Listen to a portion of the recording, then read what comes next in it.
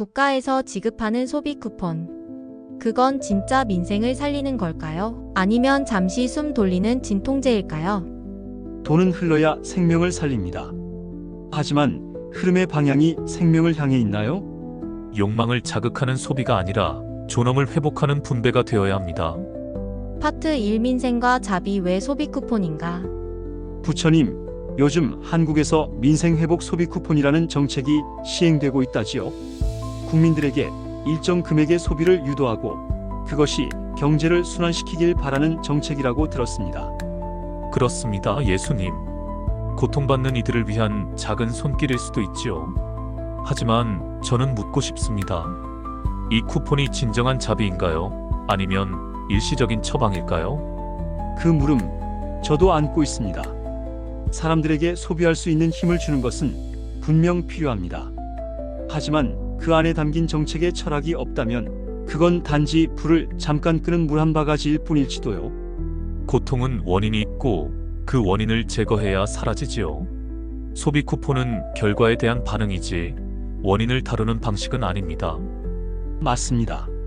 하지만 또 하나 생각할 것은 사람들에게 한 끼의 식사를 제공한다는 것이 그 순간만큼은 절망 대신 희망을 느끼게 한다는 것입니다. 기적은 아주 작은 배려에서도 시작됩니다. 예수님, 저는 자비의 실천은 구조적이어야 한다고 믿습니다. 진정한 민생 회복은 국민이 다시 일어설 수 있는 구조를 만드는 데 있습니다.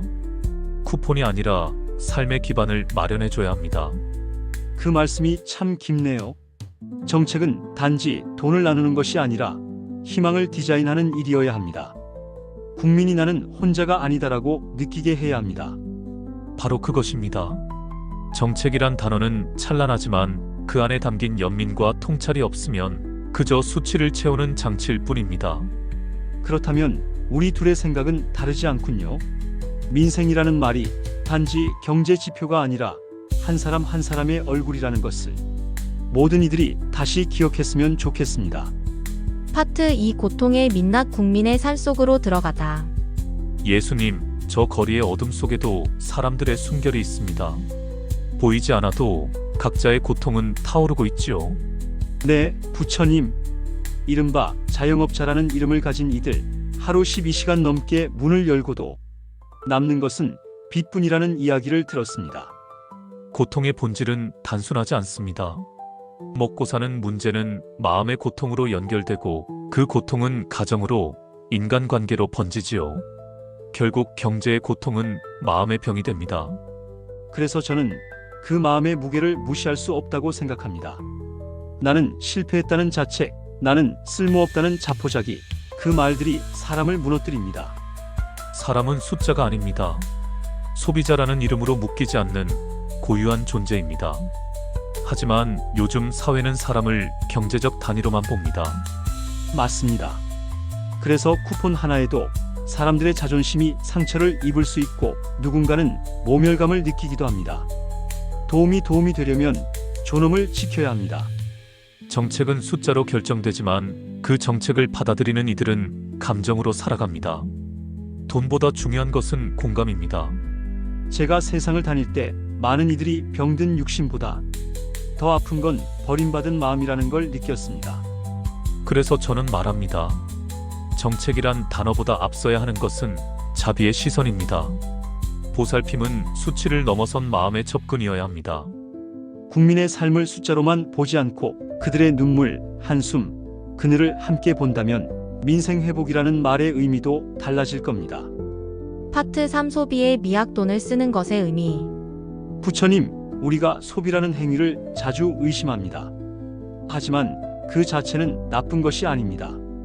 그건 관계이고 순환이고 세상과 연결되는 방법이기도 하지요. 그렇습니다. 돈을 쓰는 것은 단지 지출이 아니라 가치를 표현하는 방식입니다. 어디에 쓰느냐에 따라 그 사람의 마음을 알 수 있지요. 제가 이 땅에 왔을 때 가난한 자가 자기의 동전을 성전에 던질 때 그 한 푼이 거부의 큰 헌금보다 더 귀하다고 말했지요. 돈은 얼마가 아니라 어떤 마음에서 나왔는가가 중요합니다. 동일한 5,000원이라도 그것이 누군가에게는 하루의 전부일 수 있고 누군가에게는 커피 한 잔 가격일 수 있습니다. 따라서 소비는 금액보다도 의미와 맥락이 더 중요합니다. 국가가 소비를 유도하는 것은 경제를 움직이는 동력으로서 중요할 수 있습니다. 하지만 저는 묻고 싶습니다. 그 소비가 정말 사람들을 살리는 방향인가요? 그렇습니다. 만약 그 소비가 대기업의 매출만 키우고 골목 상권과 지역 주민에게 흘러가지 않는다면 그건 민생 회복이 아니라 착시 현상일 뿐입니다. 그래서 저는 소비의 철학이 필요하다고 봅니다. 이 돈은 누구에게 가는가? 이 사용은 어떤 연결을 만들고 있는가? 이 물음이 있어야 소비는 윤리를 가집니다. 돈은 흐름입니다. 막히지 않고 흘러야 하며 그 흐름이 생명을 살리는 쪽으로 가야 합니다. 돈은 우리의 선택을 담은 도구입니다. 그 선택이 자비를 담고 있다면 그 소비는 세상을 밝히는 작은 기도가 될 수도 있겠지요. 민생회복 소비 쿠폰. 그 한 장의 쿠폰이 단순한 숫자가 아니라 지혜로운 소비의 씨앗이 된다면 그것이야말로 국가와 국민의 연대라 할 수 있습니다. 파트 4 소비의 권리인가 착각된 풍요인가. 부처님, 이번 소비 쿠폰 정책으로 많은 이들이 살아있는 느낌을 받았다고 말합니다. 소비가 곧 생존이라는 감각, 어쩌면 지금의 한국 사회가 가장 절실히 원하는 감정일지도요. 예수님, 그 감정은 이해됩니다. 고요한 삶 속에서 소비는 작은 파문이 되지요. 하지만 그 파문이 잦아들면 다시 고요는 찾아옵니다. 그 고요가 공허가 되어선 안 됩니다. 어떤 이는 말합니다. 한 장의 쿠폰이 나를 위로했다고. 작은 치킨 한 마리, 영화 한 편, 커피 한 잔. 그것이 잠시나마 사람을 사람답게 해준다고요. 그 위로는 부정하지 않겠습니다. 삶은 때로 그 작은 것들로 지탱되니까요. 하지만 저는 묻고 싶습니다. 그 위로가 끝난 뒤 당신은 더 나아졌습니까? 쿠폰으로 산 것은 음식이지만 진짜로 배불렀던 것은 존중받는 느낌이었을 겁니다. 내가 국가로부터 잊히지 않았다는 신호. 그 느낌이 사람을 살립니다. 그렇기에 더욱 조심해야 합니다. 존중과 소비가 같아지면 사람은 돈이 없을 때 스스로를 미워하게 됩니다. 그건 위험한 흐름입니다. 가난은 죄가 아닌데 이 사회는 종종 가난한 이들에게 죄책감을 주지요. 쿠폰은 단기적인 숨구멍입니다. 하지만 숨은 길게 쉬어야 의미가 있습니다. 숨만 쉬게 하는 정책이 아닌 천천히 살아갈 수 있도록 만드는 정책이 필요합니다. 어느새 돈을 쓰는 사람만이 살아있는 사람이 된 사회. 우리는 그 관점을 의심해 보아야겠지요. 소비는 수단일 뿐입니다. 수단이 목적이 되면 삶은 방향을 잃습니다. 이 쿠폰이 누군가에겐 기쁨이 되더라도 다른 누군가에겐 상처가 되지 않기를 바랍니다. 사람은 빵만으로 살지 않습니다. 하지만 오늘 그 빵이 절실한 이도 있지요. 이 정책이 단지 이벤트로 끝나지 않길 바랍니다.